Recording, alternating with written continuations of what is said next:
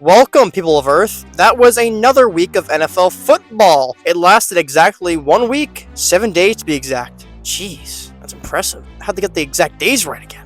It's unbelievable. Alright, enough jibbity jabber. Time to review what happened in this week of the NFL. Well, in hindsight, the Saints had no Rashee Rice and Chris Olave with a rookie QB, and it was a recipe for disaster. And it sure was. The Broncos and their excuse for team moved to 4-3 and easily beat the New Orleans Saints. Even though Bo Nix isn't even playing that good. His rushing ability is underrated, yes, but as a quarterback, And the Saints with Radler, not good. And this team started out 2-0, and they're 2-5. Teams injured to shit, and have lost 5 in a row. It's a lost season, boys. Try again next year. Another week, another London game. We see England's team, the Jacksonville Jaguars, play another waste of a game. This team against New England. And well, let's be honest here, majority of people didn't watch this game, including me, because who gives a shit? It's two bad teams playing at 9:30 a.m., or for some people, 8:30 a.m., or for some other people, 7:30 a.m. You get it. Game looked boring as shit, Jags won pretty easily, and Tank Bigsby looks to have officially replaced Mr. ATM as RB1 in Jacksonville. Dougie P's job stays alive somehow, and Drake May played a pretty solid game. So that's about it for that game. Josh Allen once again has a number 1 receiver in Buffalo in Amari Cooper, and he played a pretty solid game. This is great considering it opens up a lot of stuff in the passing game, like Keon Coleman as he gets his first 100-yard game of his career. Thank you very much. And the Titans, oh mama, they're bad. Mason Rudolph is an upgrade, but my goodness, he can only do so much when he's passing to tomato cans and Calvin Ridley's corpse. The Bills woke up and decided to bring, well, the boom in the second half and secure the W. Oh, I know you didn't watch this game. Why would you with all the other games going on? But I still gotta tell you what happened. Well, here you go, guys. Some bullshit happened at first, then some other bullshit happened after. Anthony Richardson played like a goddamn madman, and the Colts ended up winning. And yeah, that's about what happened in the game. Hope you enjoyed that review, you guys. I'm killing it today, trust me. I'm so happy this game was good. I've been begging for 2 good NFC teams to have a close and fun game, and oh man, did we get it. Minnesota took an early 10-point lead, but we know the Lions from last week, they ain't gonna stay down for very long. You blink, they scored 3 touchdowns, up 21-10. That's what Jahmyr Gibbs does to a man. But Jay Jettas on the Vikings has something to say about that and responds with one of his own. But not so fast, Khalif Raymond has a response with a Lions touchdown. But the Vikings are not breaking yet. They score a pair of field goals, making a 5-point game. The Lions have the ball in the fourth quarter, looking to run down the clock and run the ball. But then there's a fumble, recovery, the Vikings get it, touchdown, they take the lead. But fortunately for the Detroit Lions, Ryan Gosling in the last 3 games has been crispy. He leads the Lions down the field, draining the clock to a Lions field goal, leading by 2. Game is over. GG's. Oh man, I need a cigarette. Oh, there's my cigarette. Battle of the Ohio Orange. Burrow sucks against the Browns, and on Sunday, he was solid. The Browns are incredibly bad. They can't even keep it close with divisional rivals. But we gotta talk about the elephant in the room right now, guys, because a big thing happened. Nick Chubb scored a touchdown after being out for a full year. Good shit, Nick. Hope you get better as the season goes on. Oh, also, we saw Jameis Winston play a few snaps, and that was fun. The Bengals are starting to turn around their season as they usually do, but this team is definitely weaker than years prior. How will they keep it up?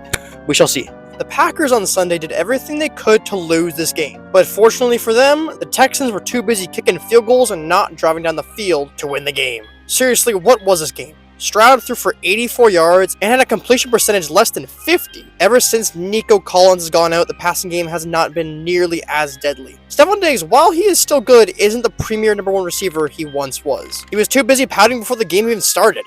The Packers, on the other hand, had every opportunity to win this game by double digits, or finish the game in the 3rd or 4th quarter, but no, they have to give up some goofy INTs and a muffed punt. Seriously? And with this, it kept the Texans in the game. But luckily for them, they did just enough to win with a last-second field goal.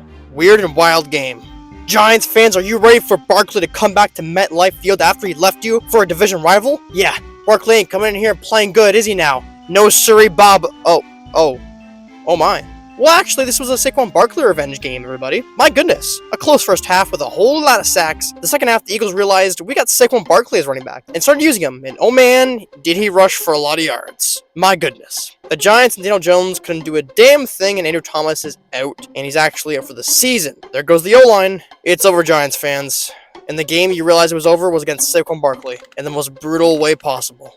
Although, I'm just saying this right now, the beef seems to be overblown. I don't think Barkley actually has any disdain towards the Giants. It's just Giants fans. Whatever. The Eagles are 4-2 and look really mid. So are the Seahawks good, or the Falcons just not as good as we thought? I'm conflicted because the Falcons haven't really had any impressive wins so far. Yes, they had the Bucks win, but division matchups get wonky. They're 4-2, but I don't know, and the Seahawks came in and just whooped their ass in Atlanta. I don't think the Seahawks are very good, but I guess the Falcons aren't very good either. Very conflicting game, if I do say so myself. The Seahawks are continuously getting injured as DK Metcalf left the game with an injury. Of course they did. Why would someone in Seattle not get injured? It's just tradition at this point, apparently. The Falcons' high-powered offense couldn't do a damn thing against the Seahawks defense, even though the Seahawks defense is also very injured. But in the end, the Seahawks took the dub, and it was a much-needed victory after losing 3 in a row. Falcons, and they were kind of doing good, so they were kind of due for a loss anyways. Oh gosh darn it, Jaden Daniels, no, don't get, he's hurt. He's hurt. He injured his rib. He's currently injured week to week. So fortunately, it's not a season-ending injury, and it should only last for a very brief period of time. Now into the game. The game was a shithole stomping, if you will.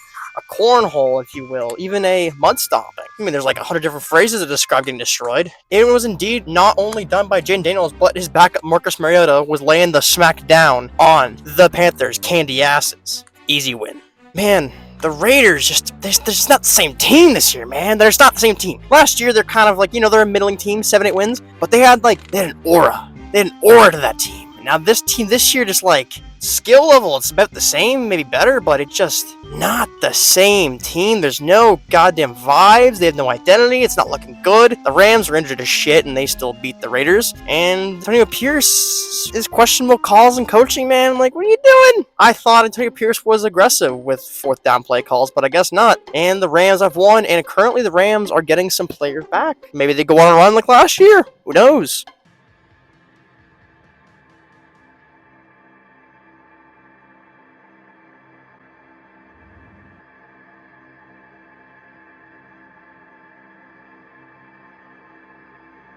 I tried to warn you guys. I tried to tell you last week. Everyone knew it, including myself. Even my adolescent chimpanzee knew it. See? They all knew the Chiefs were going to beat the Niners. Did they think they're going to win by 18?